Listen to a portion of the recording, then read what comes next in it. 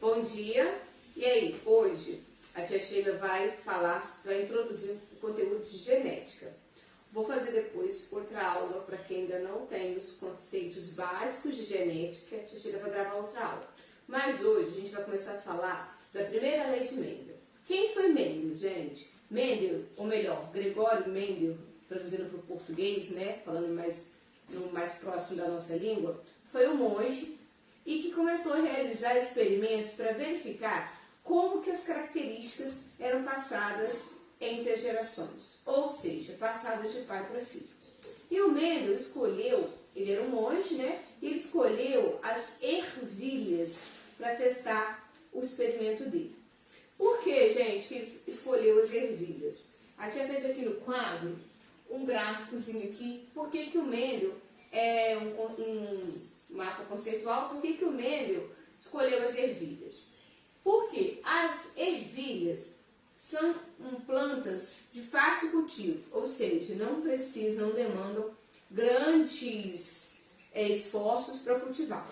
Outra questão, as ervilhas têm crescimento rápido, ou seja, ele conseguia plantar uma nova planta e observar o crescimento dela, observar as características dela rapidamente. Outra questão, as ervilhas possuem flores que possibilitam a polinização artificial, ou seja, ele conseguia pegar o grão de pólen de uma plantinha e colocar na florzinha da outra, com certa facilidade. Lembrando que esses experimentos, né, que Mendel fez foram há muitos anos atrás, né, gente? Ele não tinha a tecnologia que nós temos hoje. Ele nem conhecia DNA, RNA, ele não tinha esses conhecimentos. Por isso ele é até considerado, né, o pai da genética, né? Então vamos lá, continuando. As ervilhas têm características observáveis. O que quer dizer isso? Ele conseguiu observar se as ervilhas eram flores com 4 pétalas ou com 5 pétalas, se a ervilha dava sementes amarelas ou sementes verdes, se essa ervilha tinha semente com aspecto liso ou rugoso. Rugoso, para quem fica com dúvida aí, o rugoso é caracaxinha, enrugadinho. Então, por causa destas características, o Mendel escolheu as ervilhas para testar o experimento dele. E aí ele começou a cruzar ervilhas. Ele primeiramente criou uma linhagem pura. O que é uma linhagem pura? Ele pegou plantas que davam, vamos falar de cores de semente, plantas que davam somente sementes verdes e foi cultivando elas, de forma que ele chegou a um ponto que ele tinha uma linhagem pura, uma planta que os seus ancestrais tinham somente sementes verdes, então ele determinou que aquela planta era uma planta pura. Da mesma forma, ele fez com plantas que davam sementes amarelas, cultivou ela várias vezes, as sementes, né, foi fazendo vários descendentes, até ele chegar no ponto e ter certeza que aquela planta só tinha ancestrais e descendentes, né, com sementes amarelas. E aí, ele pegou então, gente, e cruzou essa plantinha de semente verde com uma de semente amarela. Então, vamos lá, deixa eu colocar aqui no quadro. Então, ele cruzou plantas que tinham sementes verdes com plantas que tinham sementes amarelas. Lembrando que essas duas eram de linhagens puras. Aqui, todos os ancestrais dessa planta só deram sementes verdes e todos os ancestrais dessa planta deram somente sementes amarelas. Então, eram linhagens puras. Quando houve esse cruzamento aqui, todos os descendentes desse cruzamento, originados aqui, surgiram, né? Deram somente sementes verdes. Aqui, a produção foi de 100% sementes verdes. Ele pegou essa geração aqui e fez uma autofecundação.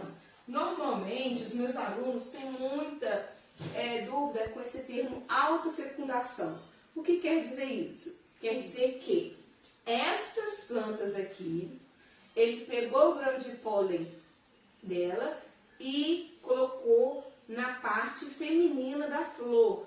Lembrando que quando a gente fala de flor, a flor tem a parte masculina, né, que produz os grãos de pólen, e a parte feminina, que recebe esses grãos de pólen para dar origem ao fruto. Então, ele fez uma autofecundação dessa geração aqui, dessa geração que tinha dado somente sementes verdes. Quando ele fez essa autofecundação, resultou vamos supor assim, ele teve uma surpresa, né? Por quê uma surpresa? Porque quando nasceram essas plantas, as sementes dela foram 70% verde e 30% amarela, gente. Olha aqui, olha a surpresa do Mendel. O amarelo voltou a aparecer. E aí ele começa a elaborar a primeira lei dele. A primeira lei do Mendel, ela é chamada de segregação dos fatores. O que significa segregação? Significa separação. E os fatores? Ele chamou de fatores o que nós hoje chamamos de genes, né? Ele ainda não conhecia DNA, ele não tinha esses conhecimentos que nós temos hoje. Então, o que o Mendel observou? Que quando ele cruzava sementes verdes com sementes amarelas puras, ele obtinha 100% de sementes verdes. Quando ele realizou a autofecundação dessa geração, ele obteve 70% verde e 30% amarela. Essa característica verde, ele denominou ela como se fosse uma característica dominante. E quando nós falamos de características dominantes, nós representamos ela com uma letra maiúscula. Então, a gente vai colocar aqui, ó, Rzão. Como essa característica aqui apareceu em menor quantidade e ela desapareceu numa geração, ele denominou ela como se fosse uma característica, né? Não é como se fosse, não, como uma característica recessiva. Então, característica recessiva, nós vamos representá-la com uma letra minúscula. E aí, esses são os fatores. Então, para cada indivíduo formado, nós temos as características hereditárias, características genéticas, aquelas que nós recebemos dos nossos pais. Então, para cada característica, ela é determinada por dois fatores. Esses dois fatores se separam na formação do gameta. E aí, exemplo, quando você tem um genótipo dominante homozigoto, Rzão, quando esses fatores aqui se separam, você vai passar 100% de Rzão. Por que 100%? A sua opção é passar Rzão ou Rzão. Então, 100% de Rzão. Quando a gente fala de um genótipo heterozigoto, quais são as possibilidades quando esses gametas desse indivíduo aqui são formados?